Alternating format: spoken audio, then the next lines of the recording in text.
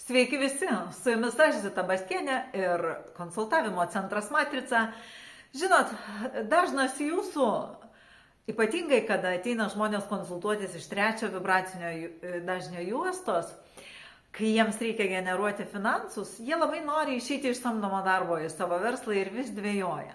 Ir aš labai visada nuoširdžiai jums sakau ir savo gyvenimo pavyzdžius, kad jūs tai padarytumėt, nes aukščiausi finansai arba aukščiausias lygis finansų juostoje tai yra savo verslas, savo surežisuotas, sukurtas, sustyguotas, sumodeliuotas, struktūrizuotas savo kažkoks veiklos modelis. Bet tiems visiems, kurie bijote išeiti iš darbo tam, kad sukurti savo verslą, aš noriu jums tokį klausimą. Kas sukuria darbo santykius? Darbo santykius arba produktą sukuria darbas. Darbą atliekat jūs, visos įmonės, visi darbdaviai, jie nieko negalėtų padaryti, jeigu kažkas to darbo nedirbtų. Dažniausiai tie, kurie nori sukurti savo verslą, tą struktūrą, patys gali sukurti. Tai tiesiog išdrįskit, todėl kad jeigu žmogus sukuria darbą, tai kiekvienas žmogus gali sukurti ir verslą. Jeigu jūs baiminatės išeiti iš gerai apmokamos šiltos darbo vietelės, kad užims ją kažkas kitas, čia jau reikia atsakyti savo į klausimą, ar jums gaila, kad kitas žmogus dirbs? Ar jūs bijot rizikuoti, gal jums nepavyks? Tai aš jums noriu pasakyti, jeigu jums ir nepavyks, jūs visada rasite kitą darbą, nes ne darbas sukūrė žmogų.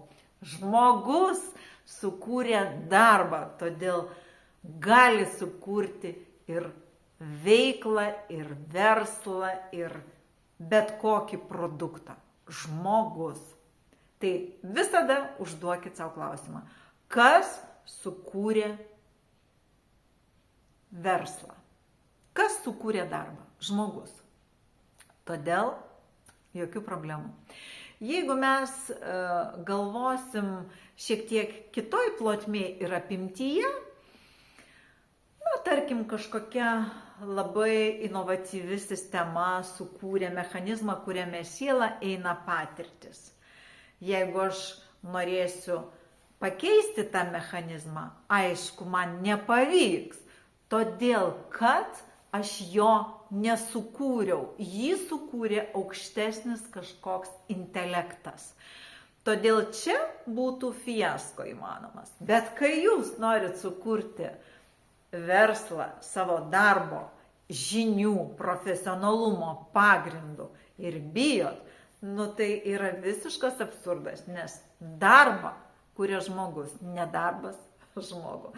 Tai tikiuosi, tai bus palaikantis kam nors video. Ačiū.